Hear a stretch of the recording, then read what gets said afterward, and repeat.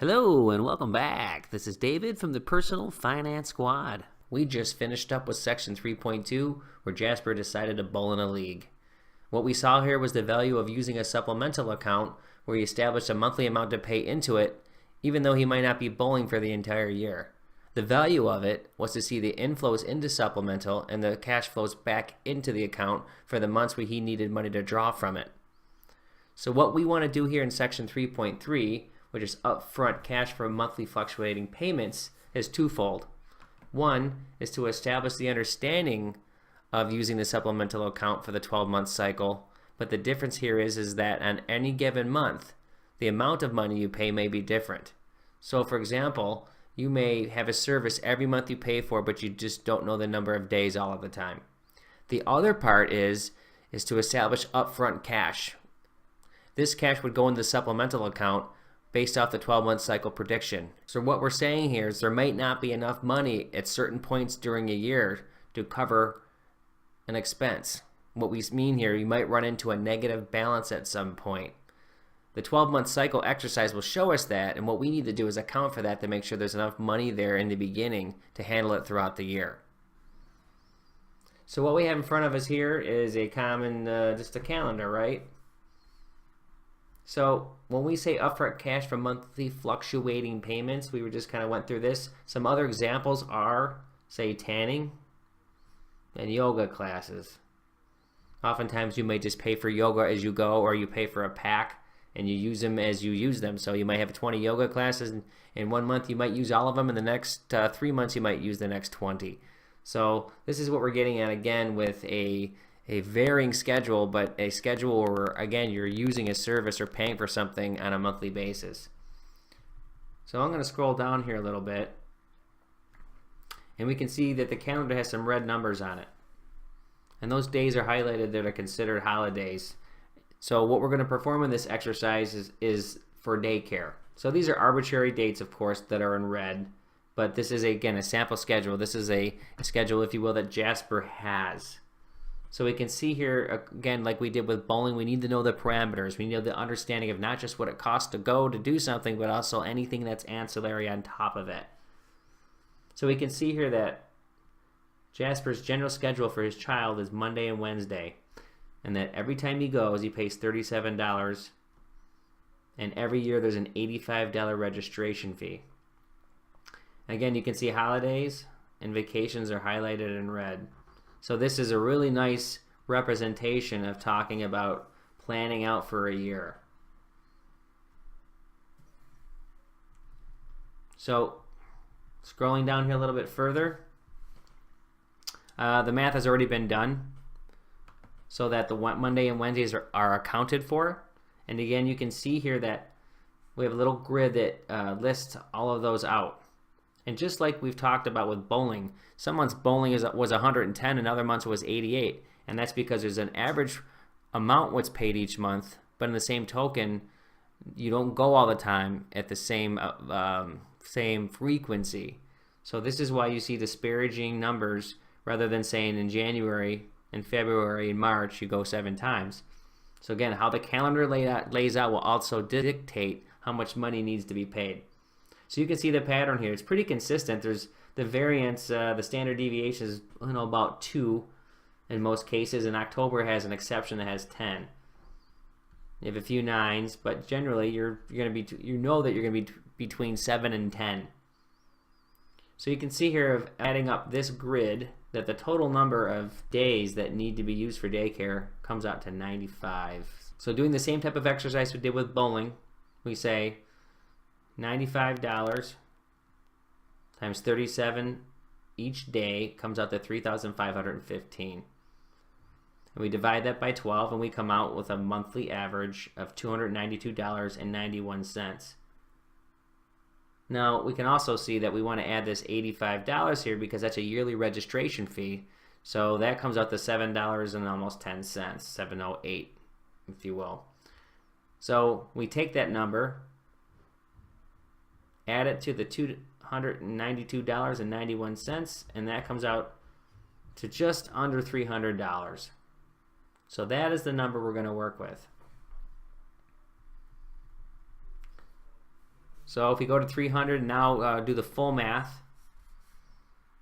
Actually, this should be multiplied. We'll have to fix that.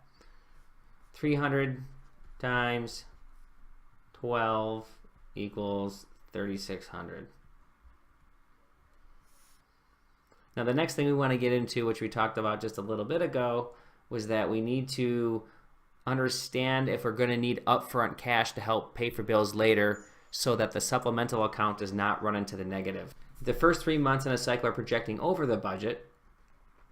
Money will be need to be paid by some other source, right? And again, we always say, well, you could go to savings, you could go to miscellaneous, what have you, but that's not the way we budget. We might have to get some money to establish this, but we want to have this so you're always covered. You never want to say, I do not have enough money, because if you don't predict that right, you are going to pull out of savings, or your monthly savings, like Jasper 703 number, will be impacted if you miss, and we do not want to miss. So what we have to think about here for yourself is that budgets are all individual. So what we're talking about here is when you're establishing your own budget, or you're a student in the class, or you're somebody reestablishing your own, you need to think about what's important to you first, which is necessities. So in Jasper's case, childcare is a necessity. Now, so is rent, maybe gas, and now just say, for example, in Jasper's case, he just didn't have the means to do it. He might cross out something like a bowling league and go, you know what, maybe I can do this at another time. Okay, so we want to go down further and see how this all plays out. This is a little bit deeper than we went into bowling. This allows us to see here in this year's grid to understand and identify if there are gaps where money is going to be needed. So you can see here that in the first month, there's money sent to the supplemental account because the prediction is that it's going to be 266 and change, 266.08. We don't see the number here, but that's about what that is. So in this case, after the first month, you have 33.92, which is great. But then we see a difference. This month, February, it's going to be 340.08. And then we're going to have this right here in March at 308. But you can see right here in February already, you're going to run to a balance of negative $6.16. And then in March, again, 308. So it's $3.08 over the predicted amount of 300. We go deeper. And then again, we see another 40.08 over, and you can see the pattern here. So we have 5 months in a row where all of a sudden the amount goes to $55.48. So what we've done is a little math here in July, and we say we know we're $3.08 over again, and we know what the balance is going to be. So based on this last month here, what's left over, and that what the math is here, it's going to calculate that the balance at that moment is going to be $58.56 in the hole. So what we do here is we understand at this point we want to get it to zero, right? This is the point we say zero because in the next months, August and September, we're putting money back in again. So you can see here in green, we call this added cash, $58.56. Now by doing that, we get to zero. And then we add 33.92 twice, we get to 67.84 at the end of September. And then October, we're drawing money back again, and you look and see, you know what? Oops, we're going to be $9.24 in the hole. And then we're going to be another $12.32 in the hole. And then December's a light month, so we find out that $70.92 is what is going to be needed. So going back just a second here, this is another point where it was decided that we are going to balance it out. So that 1232 is covered right here, gets us to zero. And then when the last month of December, we see that $70.92 the budget is under. So you actually end the year at 70.88. You got to understand here, it might look a few cents off here. I want to point out that, and it's actually written in the text as well, that the numbers are not exact numbers, so meaning they're not fully rounded, that you might get a minor discrepancy in the numbers here, but you can see it's awfully close. So again, you can see when the money was in, the added cash was added in, that it did it at a time where the next months were going to have positive amounts.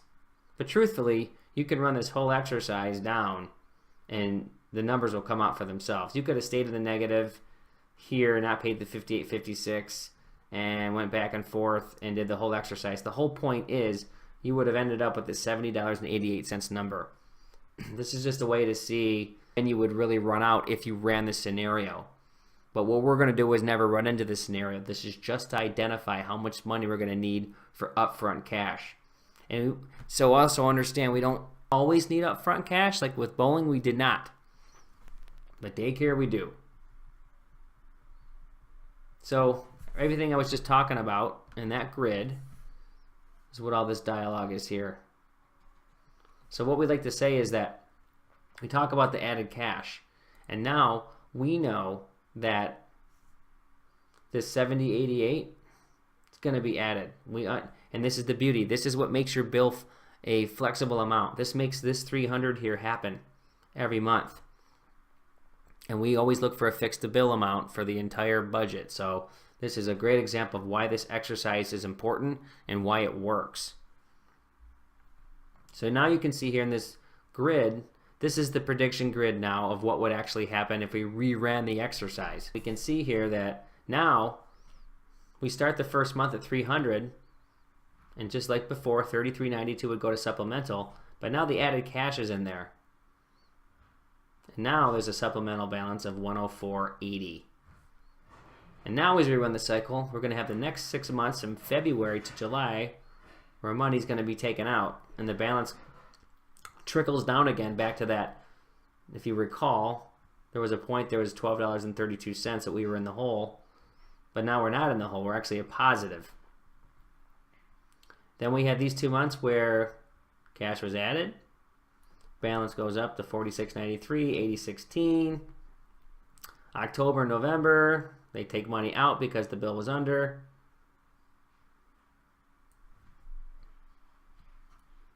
And now we're at 0 in November. And then we find out in December, like we said before, this was a light month in terms of daycare, probably because of holidays and time off. $70.92 is what the trailing ending balance is. So what we do with this balance is we take it, and for the next year's cycle, you stick it back in added cash. And then it keeps replenishing itself every year so that you're covered. So therefore, this $300 amount every month will maintain. Again, down here's a notation if you're reading here. This is what I talked about, rounding numbers. But you can see here there's a 4-cent difference between to sup and from sup and added cash and supplemental balance. So when you play it all out, the numbers do balance. Okay, one last thing I want to point out here. Remember to go back and read. This is a lot to digest. And if you take your time, it will make sense. And certainly there'll be other tools as we go through this to see how this operationally keeps happening and will work. The other piece, though, with that is every year we talk about, we do a 12-month cycle, correct? So this means you're going to have to go back, shoot back up here to your calendar for whatever year that you would apply to do this, and start the exercise over. You got to go back and then do your grid again. Say, okay, I know the number of days, and start the whole exercise over again. Now, once again you get this going, you're pretty much going to know within a number of days of what you have to add into your supplemental. It becomes pretty easy. That's why when you perform these exercises, again, it becomes, you know this, you get used to it. It'll become a lot more clear as you exercise it. But that's why it's important to make sure that, for example, if daycare went up by $2 a visit, and I believe there was 95 visits, So that's $190 you'd have to add in there, and you'd have to make sure that that's accounted for. That would make the average go up. See, if it was $3,600, you added 190. Now you have $3,790. Divide that by 12. That would come out to $315.83. So you can see, hence, this $15.83. That is the difference you'd have to add to your budget instead of $300. Now, in some cases, it could go down. Eventually, you may not need daycare, so that would be a bonus, because more than likely that money is going to be redistributed back in your budget. So again, take your time, perform the exercises, understand what it is, understand the ancillaries, get the entire cost, get the average, map out what it's going to take to go do it by month, and account for that upfront money. And you can see in most cases it's probably not going to be a lot of money. This will happen throughout your exercises as we go further. It will not be a whole lot of money you're really going to need to put up front. So that's the good thing. Okay, so that is going to conclude this exercise. I appreciate you sticking with it, and this is going to really be a nice benefit to your budget as we continue forward. Thank you, and we will see you in the next video.